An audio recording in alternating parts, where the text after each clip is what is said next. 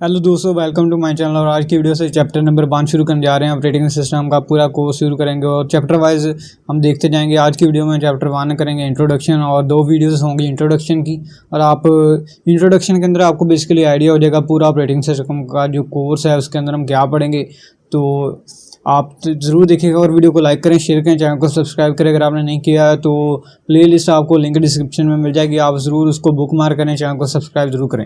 जी तो दोस्तों, यहाँ पर आपको नज़र आ रहा है introduction about operating system do, और ऑपरेटिंग सिस्टम आर्किटेक्ट और organization, operating system structure, operating system operations, क्या क्या चीज़ें ऑपरेटिंग सिस्टम परफॉर्म करता है, इसके ऑपरेशन क्या है, इसका आर्किटेक्ट क्या है, ये तमाम चीज़ें इस वीडियो के अंदर आप देखेंगे।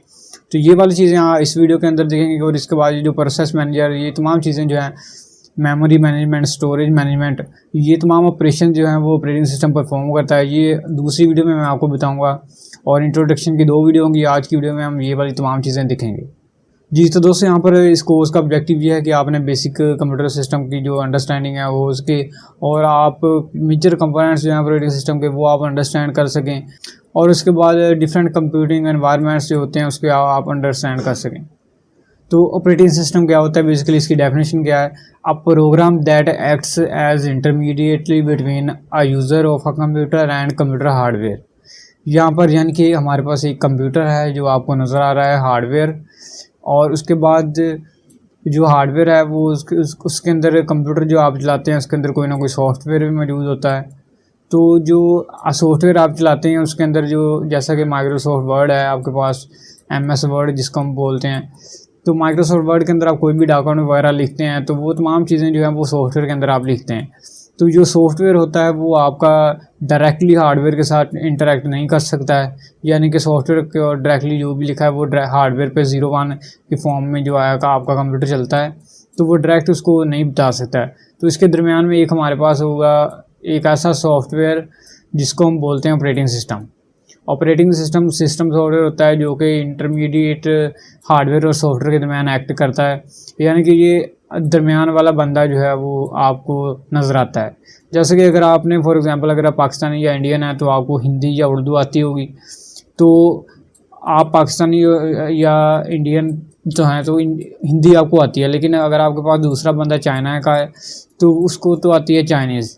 तो इस तरह आपने जो भी बात कही वो उसको नहीं अंडरस्टैंड हो सकती है, तो उसके लिए दरमियान में आपको एक ट्रांसलेटर की ज़रूरत पड़ेगी जो कि हिंदी और चाइनीज़ लैंग्वेज दोनों को जानता हो। तो ये वाले जो ट्रांसलेटर होगा इसको हम बोलते हैं कि ऑपरेटिंग सिस्टम है। फॉर एग्जांपल ये आप सॉफ्टवेयर है और ये हार्डवेयर है, तो ये दरमियान वाला बंदा जो है जी इसको हम बोलते हैं ऑपरेटिंग सिस्टम। जी तो दोस्तों, यहाँ पर मैं आपको बताता चलूँ कि जो सॉफ्टवेयर होता है उसकी 2 टाइप्स होती हैं। सॉफ्टवेयर की 2 टाइप्स होती हैं, एक होती है एप्लीकेशन सॉफ्टवेयर और एक होता है सिस्टम सॉफ्टवेयर। एक होता है एप्लीकेशन सॉफ्टवेयर और एक होता है सिस्टम सॉफ्टवेयर। तो ये मैं यहाँ पर लिख देता हूँ, एप्लीकेशन और सिस्टम सॉफ्टवेयर। तो जो बेसिकली एप्लीकेशन सॉफ्टवेयर होते हैं वो आपके MS Word, Excel, PowerPoint और इस तरह के जो सॉफ्टवेयर होते हैं वो आपके होते हैं एप्लीकेशन सॉफ्टवेयर। फोटोशॉप आपका हो गया, जितने भी सॉफ्टवेयर होते हैं जो कि आपके एप्लीकेशन सॉफ्टवेयर होते हैं। और सिस्टम सॉफ्टवेयर वो होते हैं जो कि ऑपरेटिंग सिस्टम पर डायरेक्टली रन कर सकते हैं। जैसे कि ऑपरेटिंग सिस्टम जो है वो एक एप्लीकेशन सिस्टम सॉफ्टवेयर है, एप्लीकेशन सॉफ्टवेयर ये नहीं है। और उसके बाद जो कंपाइलर्स आपके होते हैं और डिवाइस ड्राइवर्स होते हैं, तो ये तमाम चीज़ें आपकी जो है वो सिस्टम सॉफ्टवेयर के अंदर आ जाती हैं। तो जो ऑपरेटिंग सिस्टम होता है वो एक सिस्टम सॉफ्टवेयर है जो कि सॉफ्टवेयर और हार्डवेयर के दरमियान एक इंटरमीडिएटली किरदार अदा करता है। तो उसके बाद ऑपरेटिंग सिस्टम गोल्स, यानी कि ऑपरेटिंग सिस्टम के गोल्स क्या हैं। तो ऑपरेटिंग सिस्टम जो है उसके बेसिकली 2 गोल्स हैं। तो नंबर 1 गोल है इसका कन्वीनियंट, यहाँ पर मैं लिख देता हूँ कन्वीनियंट, आप 2 पॉइंट्स भी ये लिख सकते हैं। और दूसरा जो इसका गोल है वो है एफिशिएंसी। तो ये 2 मेजर गोल हैं ऑपरेटिंग सिस्टम के। नंबर 1 है कन्वीनियंट और नंबर 2 है एफिशिएंसी।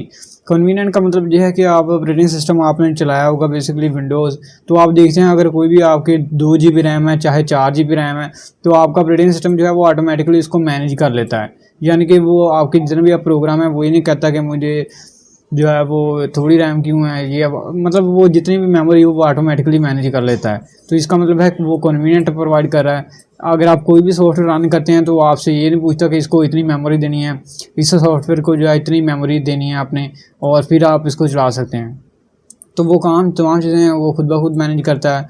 और उसके बाद है एफिशिएंसी, यानी कि ऑपरेटिंग सिस्टम तमाम जो है प्रोसेस खुद ही मैनेज करता है और एफिशिएंट तरीके से, जितना भी ज़्यादा एफिशिएंट तरीके से वो कर सकता है वो काम आपके लिए करता है। Execute user programs and make solving user problems easier, तो यूज़र के जो प्रॉब्लम है वो ईजी हो जाते हैं ऑपरेटिंग सिस्टम की मदद से। Make the computer system convenient to use, ये वो भी बात हो गई।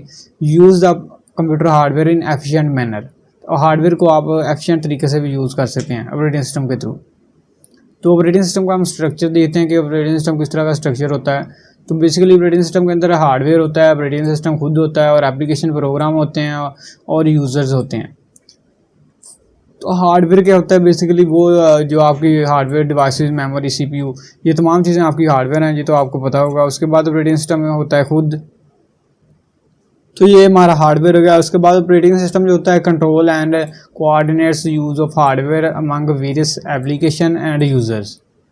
तो यहाँ पर दो आपको नज़र आ रहे हैं, use of hardware and application end users. तो ऑपरेटिंग सिस्टम जो होता है आपके हार्डवेयर को भी कंट्रोल करता है और आपके सॉफ्टवेयर को भी कंट्रोल करता है, और यूज़र जो भी काम कर रहा है उसको भी कंट्रोल करता है। और application program define the ways in which the system resources are used to solve the computation problem of the user. तो एप्लीकेशन प्रोग्राम जो होते हैं वो आपके जो भी आपने प्रॉब्लम्स होती हैं, जैसे कि अगर आपने कोई डॉक्यूमेंट बनाना है तो उसके लिए आप माइक्रोसॉफ्ट वर्ड यूज़ करेंगे। अगर आपने कोई फ़ोटो जो है वो एडिट करनी है तो उसके लिए आप एडोब फोटोशॉप यूज़ करेंगे, वो आपकी प्रॉब्लम सॉल्व करने के लिए बनाया गया है। तो ये तमाम इसके डेटाबेस भी हो सकते हैं, ब्राउज़र भी हो सकते हैं। यूज़र जो होते हैं वो आपके पीपल लॉग भी हो सकते हैं, और यूज़र मशीन्स भी हो सकती हैं, और अदर कंप्यूटर्स भी हो सकते हैं। लाजमी नहीं है कि यूज़र जो होते हैं आपके लोग ही सिर्फ हों, उसके अलावा मशीन्स और कंप्यूटर्स भी यूज़र के तौर पर हो सकते हैं। तो ऑपरेटिंग सिस्टम के ये 4 कंपोनेंट्स हैं, आप देख रहे हैं। नंबर 1 है यूज़र, और उसके बाद है आपका ऑपरेटिंग सिस्टम, ये जो आपको नज़र आ रहा है, और उसके बाद आपका सबसे नीचे जहाँ पर आपको कंप्यूटर हार्डवेयर नज़र आ रहा है, उसके बाद ऑपरेटिंग सिस्टम, और ऑपरेटिंग सिस्टम के ऊपर जो है वो आपके डिफरेंट एप्लीकेशन प्रोग्राम रन करते हैं। तो उसके बाद यूज़र आते हैं। यूज़र आपके जितने भी हो सकते हैं वो डिफरेंट हो सकते हैं, जैसे कि जो विंडोज़ आप यूज़ करते हैं वहाँ पर डिफरेंट एक ही यूज़र हो सकता है, लेकिन अगर आपके पास और भी ऑपरेटिंग सिस्टम डिफरेंट होते हैं, आप नेटवर्क यूज़ करते हैं, तो आपके पास डिफरेंट ऑपरेटिंग सिस्टम आ जाते हैं, वहाँ डिफरेंट यूज़र वहाँ पर आ जाते हैं आपके पास। तो बेसिकली होगा क्या, यहाँ पर मैं आपको बता देता हूँ। यूज़र 1 ने अगर कोई काम परफॉर्म करना है, फॉर एग्जांपल यूज़र चाहता है कि उसने नोटपैड के अंदर कुछ टाइप करना है, तो यूज़र ने वो ग्राफिकल यूज़र इंटरफेस यूज़ करके जो है टेक्स्ट एडिटर ओपन किया है। ये क्या होता है ये भी आपको बताता हूँ। तो उसके बाद डिफरेंट एप्लीकेशन प्रोग्राम जो होते हैं वो रन हुए, जो कि टेक्स्ट एडिटर एक एप्लीकेशन प्रोग्राम है, यहाँ पर ये रन हुआ, और इसने ऑपरेटिंग सिस्टम को कहा कि मैं ये फंक्शनलिटी परफॉर्म करना चाहता हूँ, और ऑपरेटिंग सिस्टम ने उसके रिलेटेड जो भी काम है वो एग्जीक्यूट किया और हार्डवेयर को इन्फॉर्म किया, और 01 की फॉर्म में वो एग्जीक्यूट हो गया। तो उसके बाद आ जाता है हमारे पास व्हाट ऑपरेटिंग सिस्टम डू, यानी कि ऑपरेटिंग सिस्टम काम क्या करता है। Depends on the point of view, basically ये डिफरेंट पॉइंट ऑफ व्यू पे डिपेंड करता है कि ऑपरेटिंग सिस्टम क्या काम करता है। पहला पॉइंट है यहाँ पर user want convenience, ease of use and good performance. तो यूज़र जो है आप देखते होंगे हमेशा यूज़र चाहता है कि मुझे ज़्यादा से ज़्यादा स्पीड मिले और ज़्यादा से ज़्यादा अच्छी परफॉर्मेंस मिले, मुझे जल्द से जल्द जो है वो हमारे पास रिज़ल्ट आ जाए। जैसे कि अगर मैं कोई फ़ाइल डबल क्लिक करूं तो वो जल्दी से जल्दी ओपन हो जाए फ़ाइल, ये मुझे ज़्यादा से ज़्यादा वेट नहीं करना चाहिए, मुझे गुड परफॉर्मेंस मिले। और ईज़ ऑफ यूज़ का मतलब ये है कि चीज़ें कम्प्लेक्स में ना हो। अगर मैं डबल क्लिक जैसे कि आप करते हैं तो उसी वक्त फाइल ओपन रहती है, आपको आसानी से चीज़ें नज़र आ रही होती हैं, आप इजीली यूज़ कर सकते हैं उसको। तो ये यूज़र जो है ये 2 चीज़ें चाहता है। तो user do not care about resource utilization. तो यूज़र जो है वो हमेशा रिसोर्स की परवाह नहीं करता कि मेमोरी कितनी यूज़ हो रही है, पीछे सीपीयू कितना यूज़ हो रहा है, तो इन सीपीयू और मेमोरी को यूज़ कितना कर रहा है वो कंप्यूटर, ये यूज़र बिल्कुल केयर नहीं करता। उसको सिर्फ अच्छी परफॉर्मेंस और अच्छा इंटरफेस वगैरह चाहिए। But shared computer such as mainframe और mini computer must keep all users happy. और उसके अलावा मेन फ्रेम और मिनी कंप्यूटर जो होते हैं वो भी अपने तमाम यूज़र को हैप्पी रखते हैं, क्योंकि उसके अंदर ईज़ ऑफ यूज़ और गुड परफॉर्मेंस आपको नज़र आती है। Users of decayed systems such as workstations have decided resources but frequently share resources from servers. और उसके बाद वर्क स्टेशन जो होते थे वो सर्वर्स जो होते हैं वो भी डिफरेंट रिसोर्सेज शेयर्ड रिसोर्सेज को यूज़ करते हैं। इसका मतलब ये है कि हमारे पास अगर सर्वर है, एक हमारे पास सर्वर है और उस सर्वर जो होता है उसकी मेमोरी जो है वो ज़रूरी नहीं है कि एक जगह उसका CPU है और एक जगह उसकी रैम या मेमोरी है, तो उसकी मेमोरी जो है वो डिफरेंट जगह पर शेयर होती है। कुछ मेमोरी यहाँ पर पड़ी है, कुछ यहाँ पर पड़ी है और कुछ यहाँ पर पड़ी है। तो इस तरीके से ये जो है वो यूज़ होती है और वो भी यूज़र को बहुत ज़्यादा कन्वीनियंट प्रोवाइड करती है। और उसके बाद जब ये मोबाइल कंप्यूटर्स हैं और उन डिफरेंट कंप्यूटर है उसके अंदर रिसोर्सेज जो है वो पुअरली मैनेज होते हैं और जो है बैटरी जो है उसकी बहुत कम होती है। जैसे कि आप मोबाइल देखते हैं उसके अंदर रिसोर्सेज बहुत ही पुअरली तरीके से मैनेज होते हैं। उसकी वजह यह है कि उसके अंदर बैटरी जो होती है आपकी बहुत ज़्यादा लिमिटेड होती है। उस बैटरी को ऑप्टिमाइज़ करने के लिए वो जो है वो रिसोर्सेज रखे जाते हैं कि इस तरह से वो रिसोर्स मैनेज हों कि बैटरी जो है वो कम से कम यूज़ हो, तो इसलिए वहाँ पर जो रिसोर्सेज है वो पुअर आपको नज़र आते हैं। और कुछ कंप्यूटर जो होते हैं उसके अंदर बहुत ही लिटल इंटरफेस होता है और नो इंटरफेस होता है, जैसा कि एम्बेडेड कंप्यूटर्स होते हैं और ऑटोमेटिक। जैसा कि आपने मोबाइल, अगर आपने वॉशिंग मशीन आपके घर में होगी तो आप देख रहे हैं उसके अंदर कोई भी यूज़र इंटरफेस नहीं है। तो इस तरीके से डिफरेंट आप वॉशिंग मशीन आप देख लें, उसके बाद और भी हार्डवेयर की डिवाइसेस होती हैं उसके अंदर भी आपका जो है ऑपरेटिंग सिस्टम का तरीके से काम होता है, लेकिन वो जो है वो वहाँ पर आपके यूज़र इंटरफेस आपका नहीं होता है। तो operating system is a resource allocator, operating system is a control program. तो ऑपरेटिंग सिस्टम दो तरीके से जो है वो एक्ट करता है। नंबर 1 ये भी इसकी डेफिनेशन आ सकती है कि operating system is a resource allocator. Resource allocator का मतलब ये है कि ये ऑटोमेटिकली मैनेज ही करता है तमाम रिसोर्सेज को। जैसा कि मैंने आपको पहले भी एग्जांपल दी कि अगर आपने यहाँ पर कोई डॉक्यूमेंट ओपन किया है तो ऑपरेटिंग सिस्टम ने उस डॉक्यूमेंट को कितनी मेमोरी चाहिए, कितनी रैम चाहिए, कितना CPU चाहिए, वो ऑटोमेटिकली उसने उसको असाइन कर दिया है। तो उसको इसलिए हम बोलते हैं रिसोर्स एलोकेटर, यानी कि ये रिसोर्स खुद ही एलोकेट कर देता है और उसको एफिशिएंट तरीके से यूज़ करता है। और उसके बाद operating system is a control program का मतलब यह है कि जितने भी प्रोग्राम्स आपके चल रहे हैं ऑपरेटिंग सिस्टम के अंदर उसको ये ऑपरेटिंग सिस्टम ही कंट्रोल करता है और उसके अंदर जितने भी एरर आते हैं वो उनको रोकता है और जितने भी उसके अंदर एरर आते हैं उनको रोकता है और उसको जो भी है आपको सही तरीके से इन्फॉर्म करता है।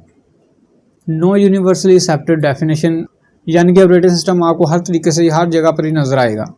तो the one program running at all time on the operating system is called kernel. तो ये बहुत ही इंपॉर्टेंट है। ये कर्नल जो होता है ये क्या चीज़ होती है, ये ऑपरेटिंग सिस्टम के अंदर आप देखेंगे एक प्रोग्राम होता है जो कि ऑपरेटिंग सिस्टम को जब चलता है आपके कंप्यूटर में, तो वहाँ से लेके जब का ऑपरेटिंग सिस्टम आपका जब तक चलता है तो शुरू से लेके एंड तक जो है आपका एक प्रोग्राम ऑपरेटिंग सिस्टम में चलता रहता है, उसको हम बोलते हैं कर्नल। कर्नल जो होता है वो आप एक सुपरवाइज़र भी कह सकते हैं या ऑपरेटिंग सिस्टम का जो हार्ट भी कह सकते हैं, ये जो कि तमाम चीज़ें ऑपरेटिंग सिस्टम की जो है परफॉर्म करता है। Everything else is either a system program और एन एप्लीकेशन प्रोग्राम। तो कर्नल के अलावा ऑपरेटिंग सिस्टम में डिफरेंट सिस्टम प्रोग्राम्स रन कर रहे होते हैं और एप्लीकेशन प्रोग्राम। तो कंप्यूटर स्टार्टअप यहाँ पर आप देते हैं, जब आपका कंप्यूटर स्टार्ट होता है bootstrap program is loaded at power up और रिबूट। तो ये बूटस्ट्रैप प्रोग्राम क्या होता है, ये आपका कंप्यूटर जो है वो जब आप चलता है तो ये आपका कंप्यूटर है, यहाँ पर जब आपका कंप्यूटर ऑन होता है तो सबसे पहले उसके अंदर एक फर्मवेयर होता है, यानी ये आप देख रहे हैं रोम और EPROM। तो आपका ऑपरेटिंग सिस्टम जो है वो वहाँ पर EPROM जो होता है वो उसके अंदर एक प्रोग्राम होता है, फर्मवेयर इसको हम बोलते हैं, यानी कि ये बिल्कुल वहाँ पर एम्बेड होता है और इसको कोई भी रिमूव नहीं कर सकता है। रोम जो चिप होती है उसके अंदर एक प्रोग्राम होता है स्मॉल, उसको हम बोलते हैं बूटस्ट्रैप प्रोग्राम। तो ऑपरेटिंग सिस्टम जब शुरू में आता है तो यहाँ पर रोम जो होती है वहाँ से एक प्रोग्राम एग्जीक्यूट होता है और वो प्रोग्राम जो होता है वो क्या करता है, बेसिकली वो प्रोग्राम जो है वो ऑपरेटिंग सिस्टम आपका जैसा कि C ड्राइव हो गया या फिर आपके C ड्राइव के अंदर जो पड़ा होता है ज़्यादातर C में ही होता है, तो ये जो ड्राइव में पड़ा होता है ये होता है हमारे पास सेकेंडरी स्टोरेज। सेकेंडरी स्टोरेज होती है आपकी हार्ड डिस्क होती है। तो ये EPROM क्या करता है, बेसिकली आपका जो ऑपरेटिंग सिस्टम पड़ा हुआ है C ड्राइव में आपकी, तो उस ऑपरेटिंग सिस्टम को ये लोड करता है मेमोरी यानी कि रैम के अंदर। ये बहुत इंपॉर्टेंट है जो कि बूटस्ट्रैप प्रोग्राम है हमारा। तो सबसे पहले जो है ये वाला प्रोग्राम एग्जीक्यूट होता है, ये रोम के अंदर पड़ा होता है बूटस्ट्रैप प्रोग्राम, और ये प्रोग्राम जो होता है वो बिल्कुल भी आपका रिमूव नहीं हो सकता है और डिलीट नहीं हो सकता है। अगर आपकी लाइट ऑफ हो जाए या कोई भी चीज़ हो जाए और ये एग्जीक्यूट हो जाता है। उसके बाद रैम के अंदर आपका ऑपरेटिंग सिस्टम आता है, जहाँ से सेकेंडरी स्टोरेज यानी कि हार्ड डिस्क के लोड हो गए, वो हमारे पास हार्ड डिस्क ये होती है और इससे लोड हो के आपका रैम के अंदर आता है। और रैम के अंदर जो है वो जब आपका ऑपरेटिंग सिस्टम लोड हो जाता है तो इनिशियलाइजेज ऑल एस्पेक्ट्स ऑफ सिस्टम। तो ऑपरेटिंग सिस्टम अपना कर्नल जो होता है, जो कि उसका हार्ड होता है, मेन जो है सुपरवाइजर आप कह सकते हैं ऑपरेटिंग सिस्टम का, तो ये कर्नल लोड होता है और वो डिफरेंट आपकी फंक्शनैलिटी परफॉर्म करने लगता है। और कर्नल लोड होने के बाद ये स्टार्स एग्जीक्यूशन और तमाम काम बाकी जो परफॉर्म करता है वो आपका ऑपरेटिंग सिस्टम परफॉर्म करता है। और मेमोरी के अंदर एक ख़ास छोटी सी जगह जो है वो ले लेता है ऑपरेटिंग सिस्टम। तो ये तमाम चीज़ें यहाँ पर आपको अंडरस्टैंड करनी चाहिए। उसके बाद हमारे पास आता है कंप्यूटर सिस्टम ऑर्गेनाइजेशन। आपका कंप्यूटर सिस्टम जो है वो किस तरीके से ऑर्गेनाइज होता है, तो ये तो आपको बेसिकली पता होगा। यहाँ पर CPU हमारा एक होता है, वो तमाम चीज़ें कंट्रोल करता है, डिस्क कंट्रोलर, USB कंट्रोलर्स और ग्राफिक अडाप्टर, और ये तमाम चीज़ें जो है वो एक मेमोरी ख़ास जगह पे लेती हैं और CPU जो है वो तमाम मेमोरी के अंदर इसको एग्जीक्यूट करता है। तो ऑपरेटिंग सिस्टम कौन कौन से ऑपरेशन परफॉर्म करता है बेसिकली, इनपुट आउटपुट डिवाइसेस जो होती हैं, आपकी इनपुट आउटपुट डिवाइसेस जो होती हैं वो आपकी कीबोर्ड होता है, माउस, हार्डवेयर, वो डिफरेंट इस तरह की डिवाइसेस होते हैं, वो आपका ऑपरेटिंग सिस्टम का CPU जो है वो एग्जीक्यूट करता है उनकी डिवाइसेस को। Each device controller is in charge of a particular device. तो डिवाइस कंट्रोलर जो होता है वो एक ऑपरेटिंग सिस्टम में पार्ट होता है। तो डिफरेंट आपने पोर्ट्स देखी होंगी, जैसा कि USB पोर्ट्स हो गई हैं, तो वहाँ पर जब आप कोई ना कोई प्लग इन लगाते हैं USB, तो वो फ़ौरन से जो है वो आपकी ऑपरेटिंग सिस्टम को एक सिग्नल मिलता है, जिसकी वजह से आपको यहाँ पर फौरी तौर पर एक सिग्नल मिल जाता है कि आपका ऑपरेटिंग सिस्टम में जो है वो कोई डिवाइस आपने प्लग इन की है। तो जो डिवाइस कंट्रोलर होता है वो हर वक्त वो एक्टिव होता है कि किसी वक्त अगर कोई भी डिवाइस कनेक्ट हो तो वो फ़ौरन इन्फॉर्म करे। Each device controller has a local buffer. Buffer क्या होता है, एक प्लेस होती है जहाँ पर डाटा स्टोर होता है, और इसको आप मेमोरी भी कह सकते हैं बफर को। तो ईच डिवाइस कंट्रोलर जो होता है उसके पास एक बफर होता है अपना लोकल, और उस बफर के अंदर उसके जो भी रिलेटेड एक्शन होगा वो परफॉर्म होता है। CPU moves data from main memory to local buffers. आपका CPU जो होता है वो क्या करता है, जब आपने कोई डिवाइस प्लग की है तो मेन मेमोरी जो होती है वो रैम होती है, और लोकल बफर जो होते हैं जहाँ पर डाटा आपका स्टोर होता है, जहाँ पर अगर आपने कोई डिवाइस प्लग की है तो CPU क्या करता है, लोकल बफर से जो है डेटा रैम के अंदर आता है, और रैम को इन्फॉर्म किया जाता है कि हमारे पास कोई डिवाइस प्लग हुई है, और इसके रिलेटेड जो भी काम होता है वो परफॉर्म करता है ऑपरेटिंग सिस्टम कि क्या काम करना है। अब डिवाइस जो है वो आ गई है, आप बताएं यहाँ पर क्या काम करना है। तो उसके बाद हमारे पास CPU जो होता है वो उसके जो रैम के अंदर डाटा होता है उसको एग्जीक्यूट करता है।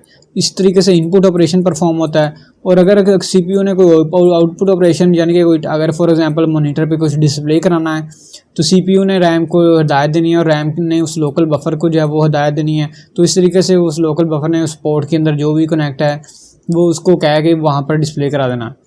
तो input output is from device to local buffer of computer. तो यानी कि आपका जो बफर है, और यहाँ पर बफर है आपका, और आपका जो इनपुट आउटपुट डिवाइसेस हैं यानी कि आपका वो तमाम आपस में कनेक्ट हैं दोनों। अगर बफर ने कोई काम करना है वो इनपुट आउटपुट डिवाइसेस को कहना है, और इनपुट आउटपुट डिवाइस ने अगर कोई काम करना है तो वो बफर को कहना है, और बफर से फिर वो रैम यानी कि मेमोरी के अंदर जो है वो आपके पास आएगा। Device controllers informs CPU that it has finished its operation by causing an interrupt. तो इंटरप्ट जो है वो एक सिग्नल होता है, यहाँ पर आप इसको डिटेल में आगे जाके देखेंगे। जब आपने कंप्यूटर को आप कोई डिवाइस लगाई है तो वहाँ पर एक इंटरप्ट अक्कर होती है, और इंटरप्ट जो CPU को बताती है कि यहाँ पर हमारे पास एक नई डिवाइस है, ये बताएं इसके साथ क्या करना है। तो CPU जो है वो करंट एग्जीक्यूशन रोक देता है और उस इंटरप्ट के पास जाता है, और उसको एग्जीक्यूट करने के बाद दोबारा से वापस आ जाता है और अपनी तमाम चीज़ें जो है वो कंटिन्यू रखता है। जी तो दोस्तों ये थी आज की वीडियो। उम्मीद है लोगों को पसंद आई होगी, और वीडियो को लाइक करें, शेयर करें, चैनल को सब्सक्राइब करें अगर आपने नहीं किया। तो नेक्स्ट वीडियो में हम मिलेंगे, तब तक के लिए अल्लाह हाफिज़।